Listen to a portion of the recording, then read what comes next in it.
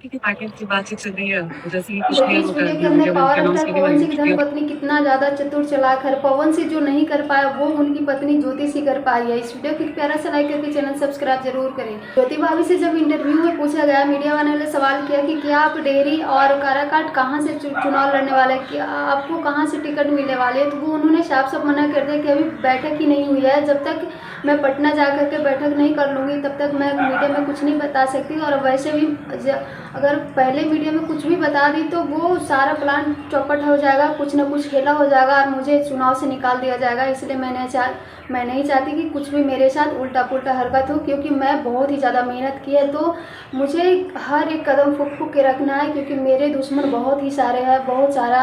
बस जनता के प्यार आशीर्वाद है तो इतना ज़्यादा मैं खुश हूँ, क्योंकि अकेली एक औरत इतना ज़्यादा लड़ाई करना खुद से, जनता से, परिवार से बहुत ही ज़्यादा मुश्किल होता है।